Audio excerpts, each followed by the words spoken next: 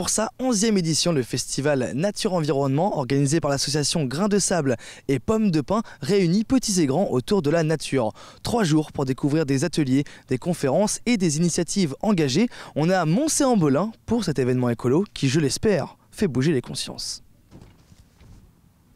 Et j'ai rejoint des membres de l'association Grains de Sable et Pommes de Pin. Bonjour. Bonjour. Bonjour Christophe. Enchanté. Chantal. Bonjour. Jean-Daniel. Bonjour. Comment allez-vous? Écoutez, ça se passe plutôt bien au 3e jour du festival. Donc ouais, justement, c'est un festival qui dure 3 jours et il y a différentes choses à faire. Oui, alors il y a des projections tout au long du festival.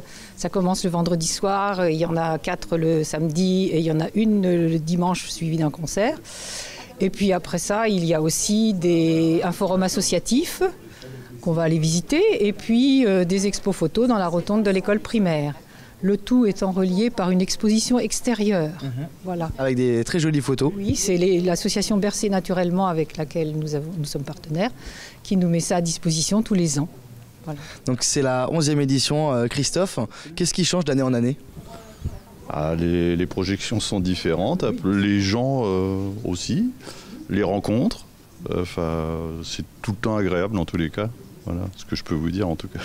Et les 3 journées ont été à peu près pareilles en termes de flux, de personnes, ou il y a eu une journée un peu plus qui bougeait? Alors c'est toujours un peu classique la fréquentation. Le vendredi soir c'est une soirée plus thématique puisque c'est la première action du programme associatif et ça va intéresser des associatifs. C'est la première action du programme associatif de FNE Sarthe. Donc ce sont les associations. Selon le thème, ça attire un certain public. Après le samedi, la séance de 16h30, là c'est vraiment grand public. C'est là où on a le plus de monde. La séance du samedi soir, là on a été très étonnés parce qu'on a eu pas mal de monde avec un film, il faut dire, qui était très beau, très poétique, avec de merveilleuses images. Et on avait donc les réalisateurs qui étaient là, avec qui on a bien sympathisé. Donc c'est vrai que le festival crée de belles rencontres aussi et des amitiés qui perdurent après. Voilà. Et les films diffusés, c'est quoi? C'est des documentaires sur la nature? C'est des films fiction? Il y a quoi? C'est essentiellement documentaire. Fiction, on n'est pas très... Bon, enfin ça pourrait, pour les enfants ça pourrait, mais voilà, non, c'est des documentaires. On a eu une conférence documentaire sur les mineuses de feuilles, donc ça c'est un sujet très pointu qui a intéressé des naturalistes, qui sont tous venus, hein, les naturalistes sartois, je les connais, ils étails tous là à soutenir leurs copains. Par contre, ils sont partis après la séance. Pas cool.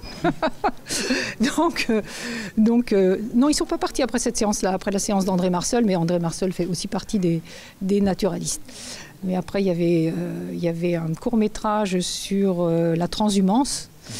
Alors, la transhumance? La transhumance, c'est quand on emmène les troupeaux de moutons de la vallée vers les alpages, hein, pendant l'été. Donc ça s'était réalisé par 5 jeunes filles qui font un BTS gestion et protection de la nature à Annecy. Et la transhumance, ça se passait dans les Alpes de Haute-Provence. Il se trouve que l'une des jeunes filles qui a réalisé le court-métrage était ses parents et possédaient le troupeau.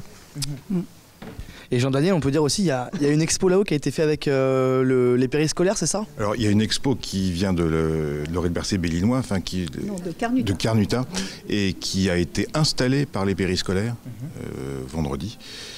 Donc chaque enfant montait son arbre, l'installait. Et ensuite ils sont revenus pendant le festival avec leurs parents pour leur montrer la réalisation et l'installation. C'est en effet... Un des problèmes qu'on a, c'est qu'on a vraiment très envie de sensibiliser toutes les classes d'âge et toutes les générations. Et ce genre de manifestation permet en fait d'associer les parents aux découvertes de leurs enfants et vice-versa. Donc c'est absolument intéressant en effet. L'année dernière, on avait plus associé des adolescents et des lycéens sur une exposition photo qu'ils avaient montée. Enfin voilà, on voudrait vraiment que cette réflexion sur la nature et sur la protection de l'environnement soit intergénérationnelle. Bon, en tout cas, le message il est passé. Non, c'est là. Le message il est passé et peut-être que justement ça motivera des plus jeunes à venir pour l'année prochaine. Merci beaucoup pour votre temps. Nous on va aller faire un tour aux associations. Merci beaucoup. Et maintenant, on est dans le forum associatif. Oui. Alors, 10 associations se réunissent là dans ce qui est la salle de danse. Malheureusement, il y en a 2 qui ne sont pas là aujourd'hui. Mais bon, voilà, tous les ans, on a les grosses associations qui sont représentatives au niveau de la Sarthe, LPO, CPIE, FNE Sarthe, il y a aussi le GSO, il y a le Seine Pays de Loire, ETL, Entomologie ligérienne et Tourangelle. Et puis on a des associations un peu moins importantes, mais qui sont plus locales. Il y a la Salamandre, il y avait l'Escamp, il y a la SIAP, c'est la coopérative d'installation agricole et paysanne, voilà. Et puis les espaces naturels ruaudinois avec qui on a une adhésion croisée, on travaille pas mal ensemble, qui ne sont pas là aujourd'hui, ils n'ont pas dû trouver suffisamment de bénévoles. Voilà, on a fait le tour. Et en tout cas, vous nous avez dit qu'il y avait l'ETL avec Michel, et on va aller le voir. Qui nous a fait un sujet aussi, qui a été projeté hier et qui s'appelait Mineuse de feuilles. Voilà. Okay. Bonjour Michel. Bonjour. Comment allez-vous ? Ici, on est très bien accueillis, un très beau festival où on a de beaux échanges comme tout à l'heure, là, avec des différentes générations, différentes personnes de tout milieu, c'est le but de Moncey. Et ici, on représente l'association ETL, Entomologie tourangelle et ligérienne, et il y a de nombreux Sartois dans cette association, c'est pour ça qu'on est là. Et donc, qu'est-ce que vous faites exactement dans votre association ? C'est une bonne question, ce qui mérite réflexion. Ça regroupe 80 adhérents qui sont souvent des spécialistes assez pointus dans leur domaine, les névroptères, les hyménoptères ou autres. Et on se réunit une dizaine de fois par an et on fait aussi un bulletin qui permet de divulguer les connaissances. Par exemple, ce bulletin, c'est un article sur les mineuses de feuilles, comme on a présenté hier, et on essaye d'intéresser les gens à ce sujet. Donc les mineuses de feuilles, Chantal nous en a parlé aussi tout à l'heure. C'est quoi exactement ? Parce que moi, j'ai pas le terme. En réalité, c'est la trace que va laisser l'insecte la première partie de sa croissance en petites larves. La trace qu'il va laisser en mangeant la chlorophylle, il y aura une trace transparente qui laissera quelque chose qui permet de l'identifier. Toutes les espèces auront une trace différente dans ces microlépidoptères. En France, on peut dire 800 espèces potentielles de mineuses, et dans la Sarthe, on en a identifié 160 aujourd'hui. Et on n'est que sur de la chenille ou pas forcément ? Que des larves, oui, les premières étapes de la chenille. Et c'est quelque chose qui était très commun en pays nordiques, les Anglais, et en France qui est très peu observé encore. Okay. Et donc vous y mettez ? C'est intéressant puisqu'on complète les papillons de jour, les papillons de nuit, et on est sur ce créneau qui permet d'avoir de nouvelles espèces. Voilà. Merci beaucoup Michel. Bonne journée. Et bonne continuation. Merci. Et maintenant, on a rejoint Marc Leblanc, bonjour. Bonjour. Comment allez-vous ? C'est parfaitement.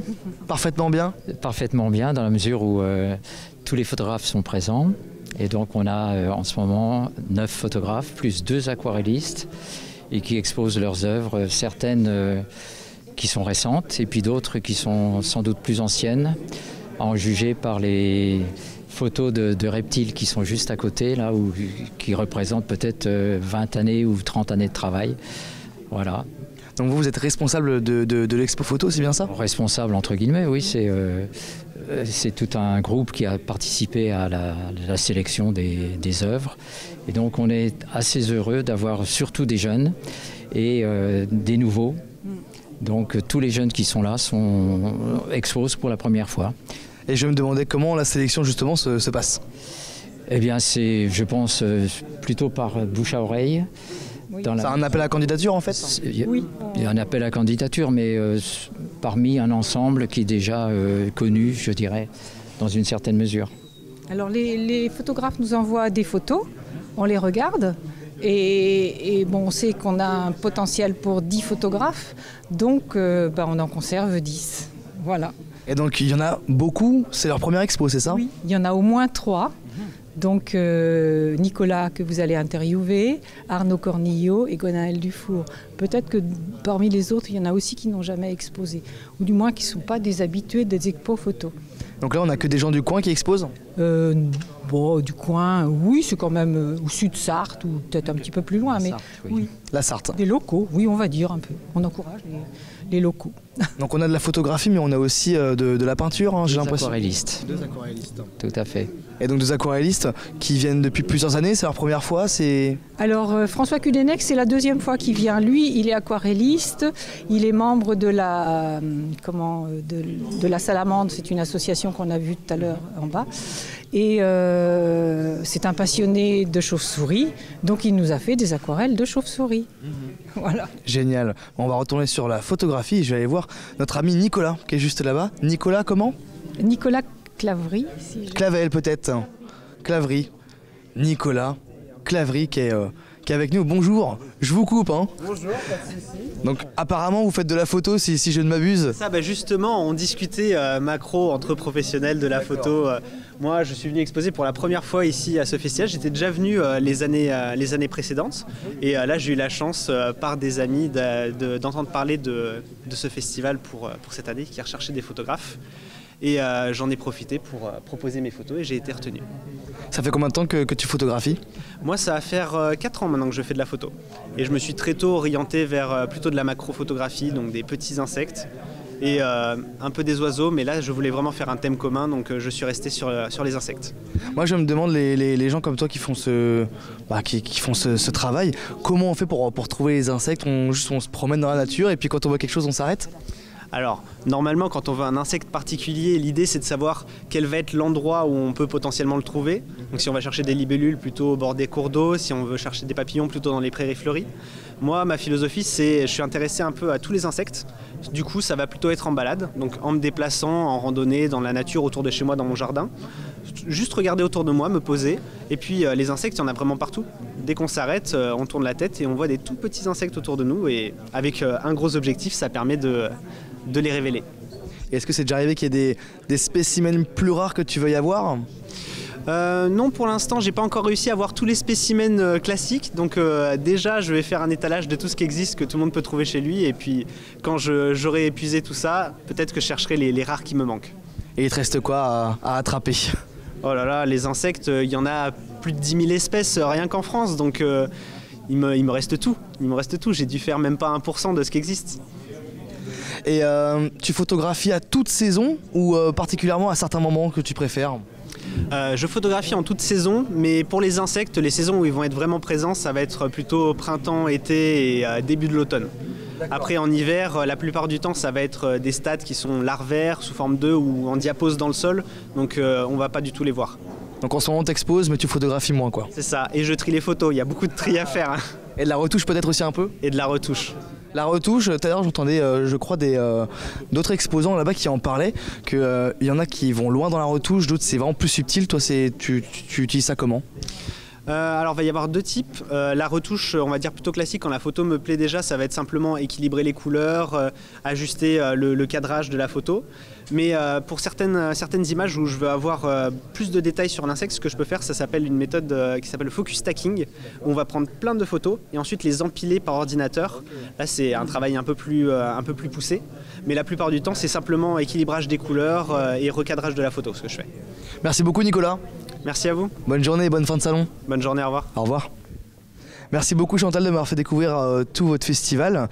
Donc, il y a déjà des dates pour l'année prochaine. Oui, le 23, le 24 et le 25 janvier. Notez-le dans vos tablettes. Voilà. Et nous avons déjà quelques contacts pour l'année prochaine. Ah bah c'est top. Ah bah c'est comme ça. Ça se noue souvent d'un festival sur l'autre. Génial. Merci beaucoup. Je vous dis à l'année prochaine. Le plaisir était pour nous. Merci beaucoup. Au revoir, messieurs. Et je vous dis aussi à la semaine prochaine. Bye bye.